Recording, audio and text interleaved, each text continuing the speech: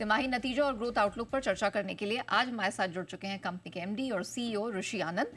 14,500 100 करोड़ रुपए की market cap वाली आधार हाउसिंग फाइनेंस मुख्य रूप से टीयर 2 से टीयर 4 सिटीज में मौजूद है। आर्थिक रूप से कमजोर और जो लो टू मिडिल इनकम ग्रुप है उन पर ये खास फोकस करते हैं। कंपनी के लोन का औसत टिकट साइज 9 से 10 लाख रुपए है। अब हम नतीजों पर फोकस करें। सालाना आधार पर ब्याज आय 27% बढ़ के आई है, 334 करोड़ रजिस्टर हुई है। मुनाफे में 43% की बढ़ोतरी रजिस्टर हुई है। अच्छी बात यह है कि तिमाही आधार पर एनपीएस घटे हैं। तो नतीजों के महत्वपूर्ण ट्रिगर्स कैसे रहे हैं, एसेट क्वालिटी में कहां से सुधार आया है और आगे का ग्रोथ आउटलुक किस प्रकार का, इन सब पर हम विस्तार से बात करेंगे। हमारे साथ कंपनी के एमडी और सीईओ ऋषि आनंद साहब जुड़ चुके हैं। ऋषि सर, गुड आफ्टरनून, बहुत स्वागत है आपका जी बिजनेस पे। सर कॉन्ग्रेचुलेशंस, नंबर्स आपके अच्छे रहे हैं। सबसे पहले हम यही समझना चाहेंगे कि आपकी लोन ग्रोथ इस क्वार्टर में कैसी रही है, home loan plus lone against property दोनों। ग्रेट। पहली बात तो thank you Neha very much आप हमें दोबारा बुलाने के लिए। इससे पहले कि मैं कुछ बोलना चाहूँ, मैं मुबारकबाद देना चाहूँगा जी बिजनेस को टॉप लीडर पोजीशन मेंटेन करने के लिए। Thank you sir. Thank you so much. अब इन टर्म्स ऑफ ग्रोथ में आपको दो चार फिगर स्टैटिस्टिक्स शेयर करना चाहूँगा। हमारी बुक जो क्लोज हुई है, एग्रीमेंटल डिसबर्समेंट 7,000 करोड़ से ऊपर हमने किया है 2024 में, जो कि 20% ग्रोथ था अगर हम कंपेयर करें 2023 से। एयूएम जो हमने एक बहुत की माइलस्टोन क्रॉस किया है इस क्वार्टर में, जो कि माइलस्टोन 20,000 करोड़ का था, हमने क्लोज किया है 21,121 करोड़ पे, जो कि 23% का ग्रोथ था अगर हम कंपेयर करें 2023 से। और प्रॉफिट आफ्टर टैक्स एक बड़ा अच्छा नंबर आया है हमारा, 33% ग्रोथ। हमने क्लोज किया है ईयर को 750 करोड़ पे। क्वार्टर ऑन क्वार्टर बेसिस पे अगर हम सिक्वेंशियल क्वार्टर देखें, तो हमने 25% का ग्रोथ दिया है डिसबर्समेंट में, एयूएम पे 6% का ग्रोथ, और पैट हमने सेम लेवल पे रखा है। अगर हम Y O Y quarter on quarter की बात करें कंपैरिजन टू 2023, तो 11% का हमारा डिसबर्समेंट पे ग्रोथ आया है, 23% हमारा एयूएम पे ग्रोथ आया है, और 26% के करीब हमारा पैट पे ग्रोथ आया है। ओके, चलिए सर, ये तो आपने डिटेल्स हमें बता दी है। अच्छा सर, हाल फिलहाल में हम ये सुनते हुए आए हैं कि थोड़ा सा स्लो डाउन कुछ रूरल एरियाज में दिखाई दे रहा है। सर आपकी फाइंडिंग क्या है, ग्राउंड रियलिटी क्या है, ये ज़रा बताइए दर्शकों को। मैम, रूरल एरियाज में पहली बात मैं ये क्लैरिफाई कर दूं कि आधार हाउसिंग फाइनेंस रूरल एरिया में फंडिंग करता ही नहीं है। हम सेमी अर्बन और अर्बन एरियाज में फंडिंग करते हैं, जहां पे कि हमें किसी भी तरीके की स्लो डाउन की कोई भी नजर नहीं आ रहा है। ओके। इनफैक्ट बहुत कंफर्टेबल पोजीशन है। ओके। डिमांड मेरे हिसाब से अभी काफी है, भले ही हम लार्जर सिटीज के आउटस्कर्ट्स की बात करें, छोटी छोटे तालुकाज या छोटे डिस्ट्रिक्ट्स की बात करें, तो डिमांड जोरदार है। हमें कोई स्लो डाउन ऐसा नजर नहीं आ रहा है, और रूरल एरियाज में हम ऑपरेट करते ही नहीं। अच्छा, ओके, ठीक है sir, thank you for that clarity. तो आप कह रहे हैं कि ये जो टीयर 4 सिटीज़ हैं, तालुकाज एंड ऑल की आप बात कर रहे हैं, वहाँ पर डिमांड में किसी भी प्रकार की कमी नहीं है। कोई पर्टिकुलर पॉकेट्स हैं जहाँ पर आपने देखा है कि पर्टिकुलरली डिमांड उठ के आ रही हो या कहीं कोई इम्प्रूवमेंट दिख रहा हो?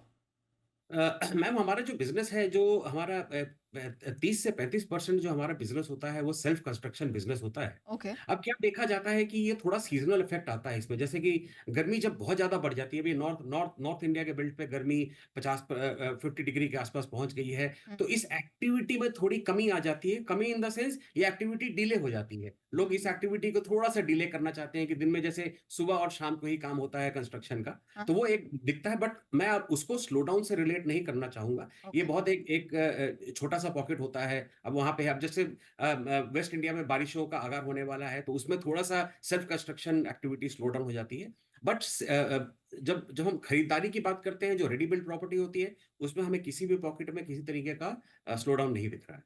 ओके, ठीक है। तो ये एक तरह का सीजनल इम्पैक्ट है जो फिलहाल दिखाई दे रहा है। ओके, सर मुझे ये बताइए कि आपके निम्स इस क्वार्टर में क्या रहे हैं और क्वार्टर ऑन क्वार्टर अगर आप कंपैरिजन हमें बता सकें। हमारे क्वार्टर 4 के निम्स रहे हैं 9.3%। ओके। और इसी को अगर मैं सिक्वेंशियल बेसिस पे क्वार्टर 3 में कंपेयर करूं, तो हमारे थे 9.5%। हाँ। क्वार्टर 4 FY23, एक साल पहले हमारे निम थे 8.4%। सो 8.4% से इंप्रूव होके 9.3% आए हैं। ओके, और आगे के लिए आप क्या गाइडेंस देंगे सर, आने वाले क्वार्टर्स के लिए, वित्त वर्ष के लिए? नेहा, जैसे हम देखते हैं कि निम का जो सबसे इंपॉर्टेंट कंपोनेंट होता है, वो स्प्रेड होता है। हमने ये साल एग्जिट किया है करीब 6.2% स्प्रेड पे। और at a steady state basis पे कंपनी ये सोचती है कि 5.7 से 6% का स्प्रेड मेंटेन करना कंपनी की मैनेजमेंट सोचती है कि ये कंफर्टेबल स्प्रेड है। हम्म। अगर मैं उस स्प्रेड से निम को निकालूं तो 8.5 से 9% के बीच में निम मेंटेन करना एक वाजिब और कंफर्टेबल लगता है। ये आप पूरे वित्त वर्ष की बात कर रहे हैं, राइट? जी, जी, जी। Okay, okay. अच्छा सर, आपने मेंशन किया अपने कमेंट्री के शुरुआत में ही आपका AUM has grown by 23% in FY. तो सर मुझे बताइए कि अब गोइंग फॉरवर्ड किस तरह की ग्रोथ आप यहाँ पर एक्सपेक्ट कर रहे हैं, अगर हम पूरे वित्त वर्ष की बात करें? नेहा, मैं अगर 2 साल की बात करूँ तो हमारा हमारा एयूएम 20 और 23% के बीच में ग्रो किया है। हमारा डिसबर्समेंट जैसे मैंने बताया 20% के रेंज में ग्रो किया है। और मेरे को ऐसा कोई रीज़न नहीं दिख रहा है कि हम सेम ग्रोथ को ट्रैजेक्टरी को मेंटेन ना कर पाएँ। तो मैं यही गाइडेंस दे पाऊँगा कि अगर हमारी हिस्ट्री अच्छी रही है और डिमांड इतना अच्छा है मार्केट में, गवर्नमेंट के इतने पॉजिटिव इनिशिएटिव्स हैं, तो इस ग्रोथ ट्रैजेक्टरी को मेंटेन करना मुश्किल नहीं होगा। अच्छा। अच्छा सर, हमने ये देखा कि आपकी कंपनी ने रिटेल प्राइम लेंडिंग रेट आरपीएलआर जो है वो 25 बेसिस पॉइंट से बढ़ा है इफेक्टिव 16 जून। क्या कारण है सर, और आपके फाइनेंशियल स्पेस का कोई इम्पैक्ट? हमने आरपीएलआर बढ़ाया है क्योंकि आरपीएलआर का linkage completely cost of fund से होता है। अगर हमारा कॉस्ट ऑफ फंड बढ़ रहा है तो हम उसको आरपीएलआर बढ़ा के कंज्यूमर को पास ऑन कर देते हैं और अपना अपने स्प्रेड्स को हम स्टेडी स्टेट मेंटेन करना चाहते हैं। इसका कोई इम्पैक्ट बिजनेस में है या नहीं, तो हमारी ग्रोथ आपने नंबर्स आपने देख लिए, तो मेरे हिसाब से there is no impact, there is minimal और नो इम्पैक्ट, एकदम इम्पैक्ट नहीं है। हमारे सेगमेंट में नेहा, जिस सेगमेंट को हम केटर करते हैं ईडब्ल्यूएस एलआईजी में, जैसे कि आपने शुरू में बताया, इस सेगमेंट को क्रेडिट अवेलेबिलिटी बहुत इंपॉर्टेंट होती है रेदर देन कि 25% रेट ज्यादा है या कम है या बढ़ गया है। इसको अगर मैं दूसरे तरीके से भी देखा जाऊं, और जो मैं आपके माध्यम से बताना चाहूंगा कि जब हमारा कॉस्ट ऑफ फंड कम होता है तो हम उतना ही कॉस्ट ऑफ फंड कंज्यूमर को आरपीएलआर रिड्यूस करके पास ऑन कर देते हैं। ऋषि सर, हम जानना चाहेंगे कि इस क्वार्टर में कितने ब्रांचेस आपने जोड़े हैं और अभी लाइव अकाउंट की संख्या आपकी कितनी होगी? गोइंग फॉरवर्ड इसको एक्सपैंड करने का, पेनिट्रेशन बढ़ाने का क्या प्लान है सर? नेहा, इस क्वार्टर में हमने 35 ब्रांचेस जोड़े हैं जो हमारे डीपर इम्पैक्ट की स्ट्रैटेजी में जुड़े हैं। टिपिकली ये सेल्स ऑफिस होते हैं जो छोटे छोटे तालुकाज और डिस्ट्रिक्ट्स में खुलते हैं। तो 35 ब्रांचें हमने इस क्वार्टर में खोले हैं और टोटल इस साल में करीब 51 ब्रांचेस हमने खोली हैं। सॉरी, मैं आपका सेकंड क्वेश्चन मिस कर गया। अकाउंट सर, अभी लाइव अकाउंट्स आपके हाँ, कितने हो लाइव गए? अकाउंट्स हमारे, we are proud of the fact कि हमारे 2,66,000 कस्टमर्स लाइव अकाउंट्स हैं हमारे पास, ओके, जो हमारे से होम लोन की सुविधा को लेके अभी एंजॉय कर रहे हैं। ओके। और क्या यही पेस आप आने वाले क्वार्टर्स में बरकरार रहेंगे या रखेंगे, या कोई स्ट्रैटेजी में बदलाव दिखेगा?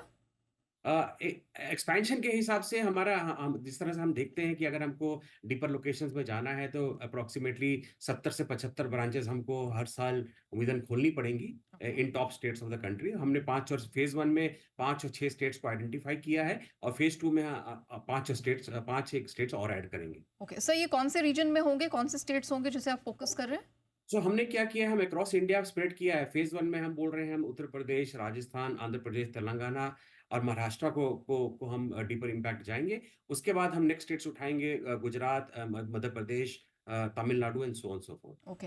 अच्छा सर, अगर आप बता सके, हम लगातार सुन रहे हैं कि मोदी 3.0 में सब्सिडी स्कीम्स आएगी, क्योंकि उनका अफोर्डेबल हाउसिंग की तरफ बहुत बड़ा आप कह सकते हैं रुझान या पुश रहा है। तो सर मुझे बताइए कि आपका क्या सेंस है, क्या रिक्वायरमेंट है इस सेगमेंट की? नेहा, आपने बड़ा अच्छा एक पॉइंट उठाया है। 2022 तक एक स्कीम चलती थी, प्रधानमंत्री आवास योजना सब्सिडी स्कीम, जो 2022 मार्च में खत्म हुई।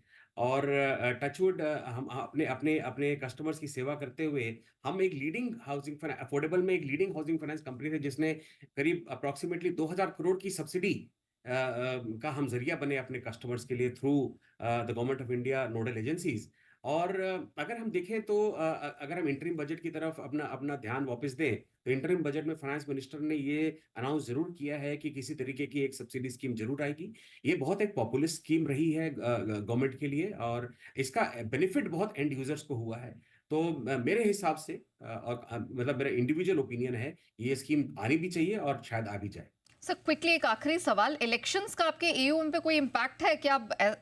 Q1 FY25 में कुछ ऐसा इम्पैक्ट दिख सकता है? We expect some good growth because of spill over effect. क्या क्या लगता है सर आपको? मैम देखिए, अब इलेक्शन पे तो मैं ज़्यादा कमेंट नहीं कर पाऊँगा, बट अगर इलेक्शन का इम्पैक्ट हमें दिख रहा होता तो हम शायद अपनी लिस्टिंग उस टाइम पे नहीं करते। हमने अभी भी अपनी लिस्टिंग करी है। तो जी। हमारे लिए तो all news is good news. जब तक कि हमारे कस्टमर्स को होम लोन चाहिए, हमारे लिए every news is good news. Alright. Rishi sir, it was a pleasure speaking with you. Thank you so much हमारे साथ जुड़ने के लिए, ना सिर्फ नतीजों पर बल्कि आगे कंपनी का ग्रोथ आउटलुक, एक्सपेंशन प्लान क्या है वो भी विस्तार से शेयर करने के लिए आपका बहुत-बहुत धन्यवाद।